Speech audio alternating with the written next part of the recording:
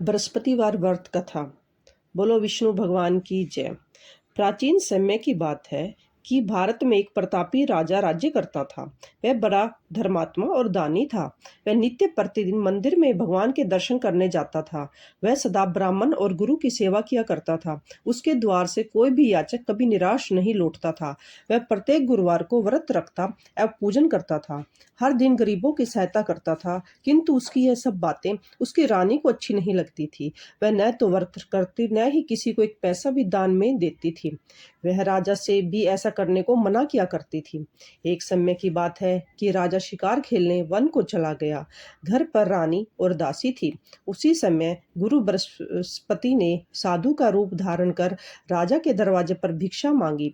तो वह कहने लगी, हे साधु महाराज, मैं तो इस दान पुण्य से तंग आ गई हूँ। इस कार्य के लिए तो मेरे पतिदेव ही बहुत हैं। अब आप ऐसी कृपा करें कि किसी प्रकार यह सारा धन नष्ट हो जाए और मैं आराम से रह सकूं।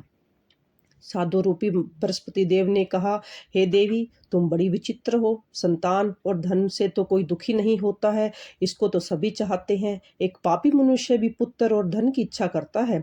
यदि तुम्हारे पास अधिक धन है तो तुम भूखे मनुष्य को भोजन कराओ, प्याऊ लगवाओ, ब्राह्मणों को दान दो, धर्मशालाएं बनवाओ, कुआं, तालाब, बावड़ी और बाग बगीचे आदि का निर्माण कराओ, निर्धनों की कुंवारी कन्याओं का विवाह कराओ, साथ ही यज्ञादि करो। इस प्रकार के कर्मों से तुम्हारे कुल का और तुम्हारा नाम परलोक में सार्थक होगा और तुम्हें स्वर्ग की प्राप्ति होगी। परंतु रानी साधु की इन बातों से खुश नहीं हुई।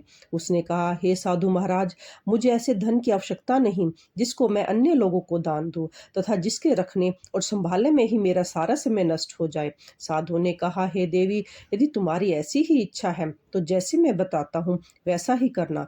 बृहस्पति देव के दिन घर को गोबर से लीपना, अपने बालों को पीली मिट्टी से धोना, बालों को धोते समय स्नान करना, राजा से कहना वह हजामत करवाए, तुम भोजन में माद मदिरा का प्रयोग करना, कपड़ा धोबी के यहाँ धुलने डालना। इस प्रकार 7 बृहस्पतिवार करने से तुम्हारा सब धन नष्ट हो जाएगा। यह कहकर साधु महाराज रूपी बृहस्पति देव अंतर्ध्यान हो गए। रानी ने साधु के कहने के अनुसार 7 बृहस्पतिवार ऐसा ही किया। तो साधु के बताए अनुसार करते हुए उसे अभी केवल 3 बृहस्पतिवार ही बीते थे कि उसने की समस्त धन संपत्ति नष्ट हो गई। भोजन के लिए दोनों समय परिवार तरसने लगा, सांसारिक भोगों से दुखी रहने लगा। तब वह राजा अपनी रानी से कहने लगा, हे रानी, तुम यहाँ पर रहो, मैं दूसरे देश को जाता हूँ, क्योंकि यहाँ पर सभी मनुष्य मुझे जानते हैं, इसलिए यहाँ कोई कार्य नहीं कर सकता। देश चोरी परदेश भीख बराबर है। ऐसा कहकर राजा परदेश चला गया। वह नित्य वन में लकड़ी काट कर लाता और शहर में लाकर बेच देता। इस तरह वह अपना जीवन व्यतीत करने लगा।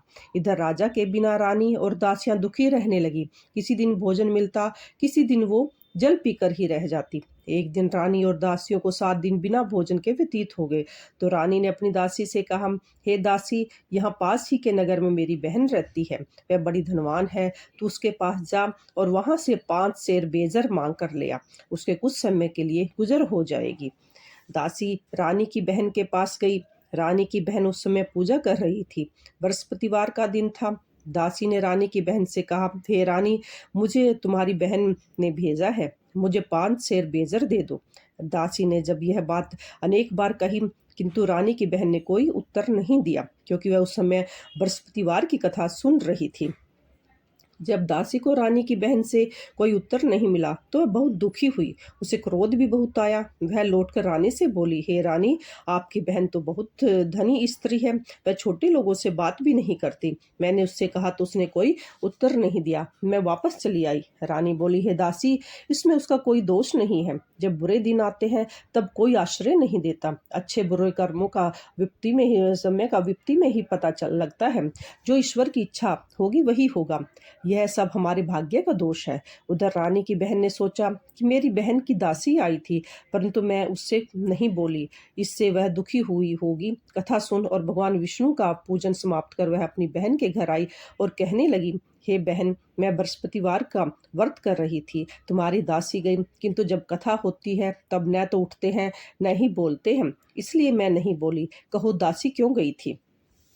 रानी बोली, बहन, हमारे घर अनाज नहीं था, वैसे तुमसे कोई बात छिपी नहीं है, इस कारण मैंने दासी को तुम्हारे पास 5 सेर बेजर लेने के लिए भेजा था। रानी की बहन बोली, बहन देखो, बृहस्पतिवार भगवान सबकी मनोकामनाएं पूर्ण करते हैं। देखो शायद तुम्हारे घर में अनाज रखा हो। यह सुनकर दासी घर के अंदर गई तो वहां उसे एक घड़ा बेजर से भरा हुआ मिल गया। उसे बड़ा आश्चर्य हुआ। पहले उसने एक एक बर्तन देख लिया था। उसने बाहर आकर यह बात अपनी बहन को बताई। तब दासी अपनी बहन से रानी से कहने लगी, हे रानी देखो, वैसे हमको जब अन्न नहीं मिलता तो हम रोज ही व्रत करते हैं। अगर उसमें व्रत की विधि और कथा पूछ ली जाए तो हम भी उसे करेंगे। दासी के कहने पर रानी ने अपनी बहन से बृहस्पतिवार व्रत के बारे में पूछा।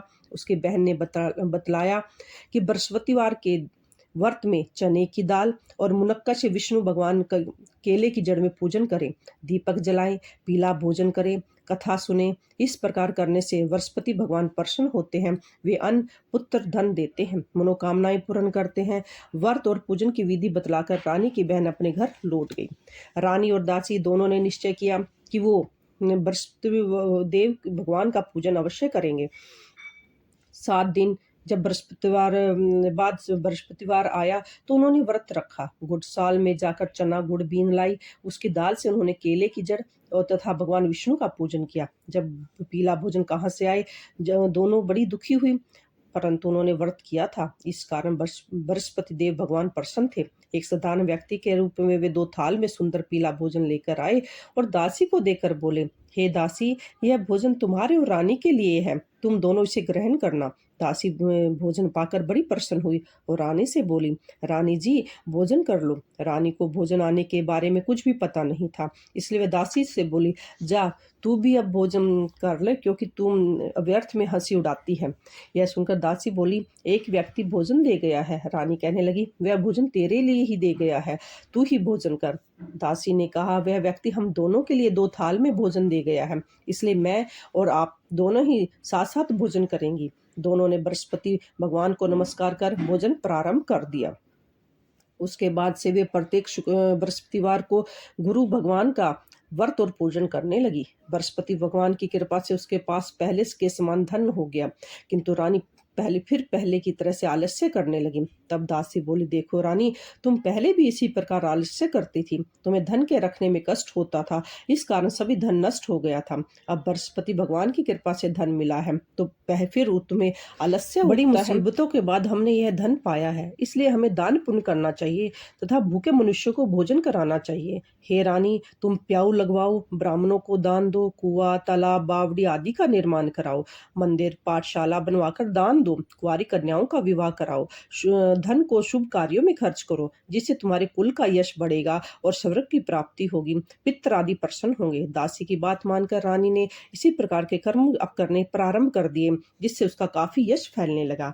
एक दिन रानी और दासी आपस में विचार विमर्श करने लगी कि न जाने राजा किस दशा में होगा, उसकी कोई खोज खबर नहीं है। बृहस्पति भगवान से उन्होंने प्रार्थना की और भगवान ने रात्रि में राजा को स्वप्न में कहा, हे राजा उठ, तेरी रानी तुझको याद करती है, अब तू अपने देश को लौट जा। राजा प्रातःकाल उठा, यह विचार करने लगा कि स्त्री जाति खाने और पहनने की ही साथी होती है, पर भगवान की आज्ञा मानकर वह अपने नगर को चलने के लिए तैयार हो गया। जब राजा प्रदेश गया तो प्रदेश में बहुत दुखी रहने लगा। प्रतिदिन वह वन से लकड़ी बीन कर लाता और उसे शहर में बेचकर अपनी दुखी जीवन को बड़ी कठिनता से व्यतीत करता था। एक दिन राजा दुखी हो अपनी पुरानी बातों को याद करके रोने लगा। उस वन में बृहस्पति देव एक साधु का रूप धारण कर आए और राजा के पास आकर बोले, हे लकड़हारे, तुम इस सुनसान वन में किस चिंता में बैठे हो, मुझे बतलाओ। यह सुनकर राजा के नेत्रों में जल भर आया और सब साधु की वंदना कर बोला, हे प्रभु, आप सब कुछ जानने वाले हैं। इतना कहकर राजा ने साधु को अपनी संपूर्ण कहानी सुना दी। महात्मा दयालु होते हैं। वे राजा से बोले, हे राजा, तुम्हारी पत्नी ने बृहस्पति देव के प्रति अपराध किया था, जिसके कारण तुम्हारी यह दशा हुई है। अब तुम किसी प्रकार की चिंता मत करो, भगवान तुम्हें पहले से अधिक धन देंगे। देखो, तुम्हारी पत्नी ने भी बृहस्पतिवार का व्रत प्रारंभ कर दिया है। अब तुम भी बृहस्पतिवार का व्रत करके चने की दाल व गुड़ के जल के लोटे में डालकर केले का पूजन करो, फिर कथा कहो या सुनो, भगवान तुम्हारी सब मनोकामनाओं को पूर्ण करेंगे। साधु की बात सुनकर राजा बोला, हे प्रभु, लकड़ी बेचकर इतना पैसा नहीं बचता जिससे भोजन करने के उपरांत कुछ बचा सकूं। मैंने रात्रि में अपनी रानी को व्याकुल देखा है, मेरे पास कोई साधन नहीं है उसका समाचार जान सकूं। फिर मैं बृहस्पति देव की क्या कहानी कहूं, यह भी मुझको कुछ भी मालूम नहीं है। साधु ने कहा, हे महाराज, तुम किसी बात की चिंता मत करो। बृहस्पतिवार के दिन तुम रोजाना की तरह लकड़ियां लेकर शहर में जाओ, तुम्हें रोज से दुगना धन प्राप्त होगा, जिसे तुम भली भांति भोजन कर लोगे तथा बृहस्पतिवार की पूजा का सामान भी आ जाएगा। इसके पश्चात साधु महाराज ने उसे बृहस्पतिवार की कथा सुनानी, जो निम्न प्रकार की है। बृहस्पति देव की कहानी। प्राचीन काल में एक बहुत ही निर्धन ब्राह्मण रहता था। उसके कोई संतान नहीं थी। वह नित्य पूजा पाठ करता, पर तो उसकी स्त्री बहुत मलिनता के साथ रहती थी। वह न स्नान करती थी, न ही किसी देवता का पूजन करती थी। प्रातः काल उठते ही सर्वप्रथम भोजन करती, बाद में कोई अन्य कार्य करती थी। इससे ब्राह्मण देवता बहुत दुखी रहते थे। उन्होंने पत्नी को बहुत समझाने का प्रयास किया, किंतु उसका कोई परिणाम न निकला। भगवान की कृपा से ब्राह्मण की स्त्री के कन्या उत्पन्न हुई। वह कन्या अपने पिता के घर में बड़ी होने लगी। वह बालिका प्रातः स्नान करके भगवान विष्णु का जप करती थी, साथ ही बृहस्पतिवार का व्रत भी करने लगी। पूजा पाठ समाप्त कर स्कूल जाती तो अपनी मुट्ठी में जौ भरकर ले जाती। पाठशाला जाने के मार्ग में डालती जाती, वही जौ श्रवण के होते जाते और लौटते समय उनको बीन कर घर ले आती। एक दिन वह बालिका सूप में सोने के जौ को फटकार कर साफ कर रही थी कि उसकी माँ ने देख लिया और कहा, हे बेटी, सोने के जौ को फटकने के लिए सोने का सूप होना चाहिए। दूसरे दिन गुरुवार था। कन्या ने व्रत रखा और बृहस्पति देव से प्रार्थना करके कहा, हे प्रभु, यदि मैंने सच्चे मन से आपकी पूजा की हो तो मुझे सोने का सूप दे दो। बृहस्पति देव ने उसकी प्रार्थना स्वीकार कर ली। रोजाना की तरह वह कन्या जो फैलाती हुई से स्कूल जाती थी। स्कूल से लौट कर जब वह जो बीन रही थी तो बृहस्पति देव की कृपा से उसे सोने का सूप मिला। उस सूप को वह घर ले आई और उसने जो साफ करने लगी, किंतु उसकी माँ का वही ढंग रहा। एक दिन की बात है, वह कन्या सोने के सूप में जो साफ कर रही थी, उस समय नगर का राजकुमार वहां से होकर निकला। इस कन्या के रूप और कार्य को देखकर वह कन्या पर मोहित हो गया। राजमहल आकर वह भोजन तथा जल त्याग कर उदास होकर लेट गया। राजा को जब राजकुमार द्वारा अन्न जल त्यागने का समाचार प्राप्त हुआ तो अपने मंत्रियों से कहा और कि वह पुत्र के साथ वह अपने पुत्र के पास गया। बोला, हे बेटा, तुम्हें किस बात का कष्ट है? किसी ने अपमान किया है अथवा कोई और कारण है? मुझे बतलाओ, मैं वही करूंगा जिससे तुम्हें प्रसन्नता होगी। राजकुमार ने अपने पिता की बातें सुनी तो वह बोला, मुझे आपकी कृपा से किसी बात का दुख नहीं है, न ही किसी ने मेरा अपमान किया है, किंतु मैं उस लड़की के साथ विवाह करना चाहता हूँ जो सोने के सूप में सोने के जौ साफ करती है। यह सुन राजा आश्चर्य में पड़ गया और बोला, हे बेटा, इस तरह की कन्या का पता तुम ही लगाओ, मैं उसके साथ तुम्हारा विवाह अवश्य ही कर दूंगा। राजकुमार ने राजा को उस लड़की के घर का पता बतला दिया। राजा के कहने पर मंत्री उस लड़की के घर गए और राजा को आदेश देकर उसने ब्राह्मण को बुलाया। कुछ ही दिन बाद ब्राह्मण की कन्या का विवाह राजकुमार के साथ संपन्न हो गया। कन्या के घर से जाते ही उस ब्राह्मण देवता ने घर में पहले की भांति गरीबी का निवास हो गया। अब भोजन के बाद भी अन्न बड़ी मुश्किल से मिलता था। एक दिन दुखी होकर ब्राह्मण देवता अपनी पुत्री से मिलने गया। बेटी ने पिता की दुखी अवस्था को देखा और अपनी माँ का समाचार पूछा। ब्राह्मण ने वो सभी हाल कहा। कन्या ने भूसा धन देकर अपने पिता को विदा कर दिया। इस तरह ब्राह्मण का कुछ समय सुखपूर्ण व्यतीत हो गया, किंतु कुछ समय के बाद फिर वही दशा होगी। ब्राह्मण फिर अपनी कन्या के यहाँ आया और सभी हाल कहा तो पुत्री बोली, हे पिताजी, आप माताजी को यहाँ लिवा लाओ, मैं उन्हें यह विधि बता दूंगी जिससे गरीबी दूर हो जाएगी। ब्राह्मण देवता अपनी स्त्री को अपने साथ लेकर राजमहल अपनी पुत्री के पास पहुंचे तो पुत्री अपनी माँ को समझाने लगी, हे माँ, तुम प्रातःकाल उठकर प्रथम स्नान आदि करके विष्णु भगवान का पूजन करो, तुम्हारी सब दरिद्रता दूर हो जाएगी। किंतु उसकी माँ ने उसकी एक बात नहीं मानी। वह प्रातःकाल उठकर अपनी पुत्री का बचा झूठन खा लेती थी। एक दिन उसकी पुत्री को बहुत क्रोध आया।